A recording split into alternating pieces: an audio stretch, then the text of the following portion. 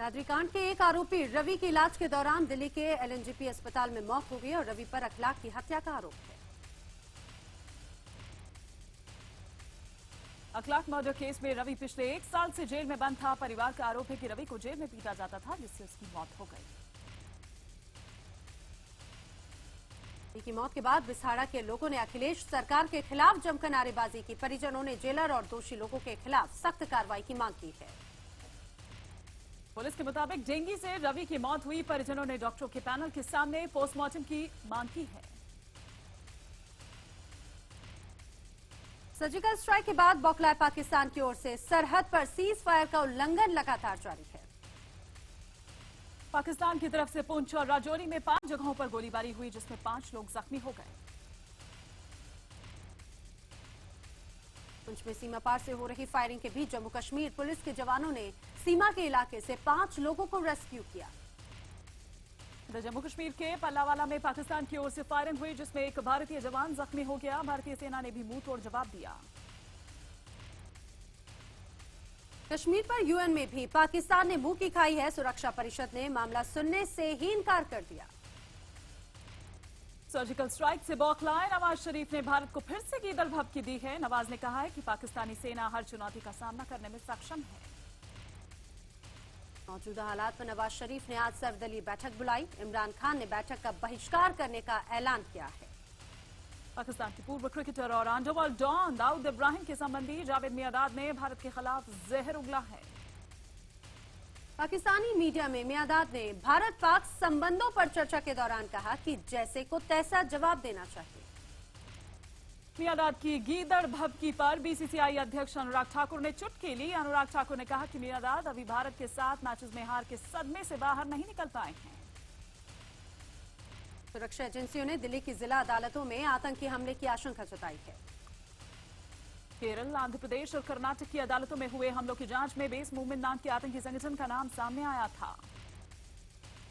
एहतियातन दिल्ली में red alert जारी कर दिया गया है, जबकि झंडेवालान मंदिर में स्वैट की स्पेशल टीम लगाई गई है। दिल्ली के साथ मुंबई भी आतंकियों के निशाने पर है। आशंका जताई गई है कि आतंकी ड्रोन के जरिए हमला कर सकते हैं। खुफिया इनपुट के बाद पंजाब में खास एहतियात बरती जा रही है। राज्य सरकार ने सुरक्षा के लिए केंद्र से 15 और कंपनियां मांगी हैं। इधर संजय निरुपम के बयान के खिलाफ शिवसेना ने मुंबई के वर्ली में पोस्टर्स लगाए हैं, जिसमें निरुपम को देशद्रोही बताया गया है।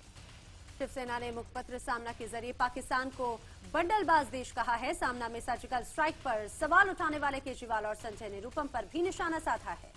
राजस्थान के बीकानेर में सर्जिकल स्ट्राइक पर केजरीवाल से नाराज एबीवीपी कार्यकर्ता ने स्याही फेंकी। अरविंद केजरीवाल ने कहा कि भगवान उनको सद्बुद्धि दे। स्याही फेंकने के बाद अरविंद केजरीवाल ने कहा कि भगवान एबीवीपी कार्यकर्ताओं को सद्बुद्धि दे। केजरीवाल ने पीएम मोदी से सर्जिकल स्ट्राइक पर सबूत मांगा था। केजरीवाल ने कहा कि वो अपने रुख पर कायम हैं। केजरीवाल ने कहा कि पाकिस्तान की तरफ से लगातार कहा जा रहा है कि कोई सर्जिकल स्ट्राइक नहीं हुआ। भारत सरकार को इसका जवाब देना चाहिए। केजरीवाल के बयान पर बीजेपी ने पलटवार किया है। बीजेपी ने पूछा, क्या केजरीवाल को सेना पर भरोसा नहीं है? यूके में सर्जिकल स्ट्राइक को नकली बताने वाले कांग्रेस नेता संजय निरुपम के बयान से पार्टी ने किनारा कर लिया है। कांग्रेस प्रवक्ता रणदीप सुरजेवाला ने यह साफ कहा है कि खुद सोनिया गांधी और राहुल गांधी भी सर्जिकल स्ट्राइक के मुद्दे पर मोदी सरकार के साथ हैं। रणदीप सुरजेवाला ने कहा है कि सरकार को सबूत दिखाकर पाकिस्तान का मुंह बंद कर देना चाहिए। कांग्रेस ने यूपीए सरकार के दौरान की गई सर्जिकल स्ट्राइक की भी तारीखें बताई। शहीद के अपमान पर मुंबई में ओमपुरी के खिलाफ शिकायत कर देशद्रोह का केस दर्ज करने की मांग की गई है। IBN 7 के शो में ओमपुरी ने विवादित बयान दिया था और कहा था कि जवानों को कौन फौज में जाने के लिए कहता है। IBN 7 पर दिए गए अपने शर्मनाक बयान को लेकर चौतरफा आलोचना के बाद अभिनेता ओमपुरी को माफी मांगनी पड़ी। ओमपुरी ने कहा कि अगर देश की जनता उन्हें कोई सजा देना चाहती है तो वो उसके लिए भी तैयार है। इतना ही नहीं, ओमपुरी अपने इसी बयान के बाद सभी राजनीतिक दलों और कलाकारों के निशाने पर आ गए। एमएनएस ने कहा कि ओमपुरी को देश में रहने का कोई अधिकार नहीं है, उन्हें पाकिस्तान भेज दिया जाना चाहिए। ओमपुरी के खिलाफ शिकायत के बाद पुलिस मामले की जांच कर रही है। पुलिस IBN 7 के शो की फुटेज भी खंगालेगी। चिकनगुनिया और डेंगू से बेहाल दिल्ली में फॉगिंग के नाम पर बड़े फर्जीवाड़े का मामला सामने आया है। दिल्ली में एक्सपायरी दवाइयों से फॉगिंग की जा रही है। IBN के खुफिया कैमरे में ये हकीकत कैद हुई। दिल्ली में डेंगू चिकनगुनिया के बढ़ते मामलों को लेकर सुप्रीम कोर्ट ने दिल्ली सरकार को कड़ी फटकार लगाई है। सुप्रीम कोर्ट ने केजरीवाल सरकार को आरोपों की राजनीति के बजाय बीमारी से निपटने की रणनीति पर ध्यान देने को कहा है। सुप्रीम कोर्ट ने डेंगू चिकनगुनिया से निपटने के लिए उपराज्यपाल से मुख्यमंत्री और अधिकारियों के साथ बैठक करने को कहा है।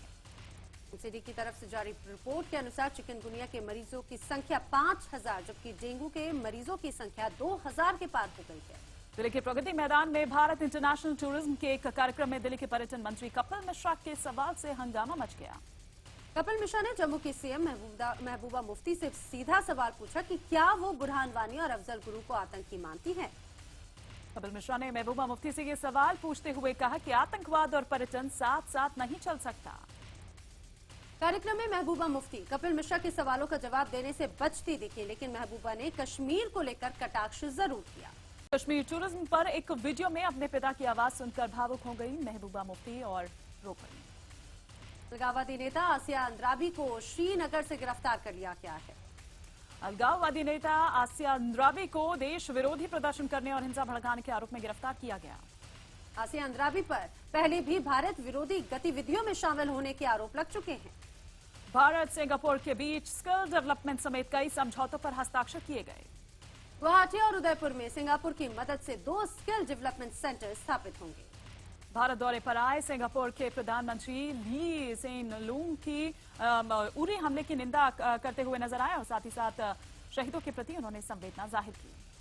सिंगापुर के प्रधानमंत्री से मुलाकात के बाद पीएम मोदी ने सीमा पार आतंकवाद और बढ़ते कट्टरवाद को देश की सुरक्षा के लिए चुनौती बताया। हवाला कारोबार के मामले में इनकम टैक्स दफ्तर में हाजिरी लगाने पहुंचे दिल्ली के स्वास्थ्य मंत्री सत्येंद्र जैन पर जूता फेंका गया। सीएम केजरीवाल पर स्याही फेंकने वाली आम आदमी सेना की कार्यकर्ता भावना अरोड़ा ने सत्येंद्र जैन पर जूता फेंका। घटना के वक्त सत्येंद्र जैन के साथ आम आदमी पार्टी के नेता संजय सिंह भी मौजूद थे। संजय सिंह ने कहा कि ईमानदारी की सजा मिल रही है।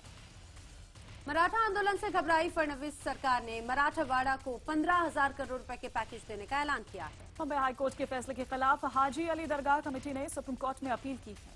बॉम्बे हाईकोर्ट ने अपने फैसले में हाजी अली दरगाह में महिलाओं के प्रवेश से रोक हटा दी है। इधर लखनऊ में शिवसेना नेता संजय राउत के ऊपर स्याही फेंकने की कोशिश की गई। शिवसेना कार्यकर्ताओं ने राउत पर स्याही फेंकने वाले आरोपी युवक को पकड़कर बुरी तरह से पीट दिया। यूपी के मुख्यमंत्री अखिलेश यादव ने कानपुर मेट्रो प्रोजेक्ट का शिलान्यास किया। कार्यक्रम में केंद्रीय शहरी विकास मंत्री वेंकैया नायडू भी मौजूद थे। हालांकि कानपुर में मेट्रो प्रोजेक्ट को अभी तक शहरी विकास मंत्रालय को अभी मंजूरी नहीं मिली है।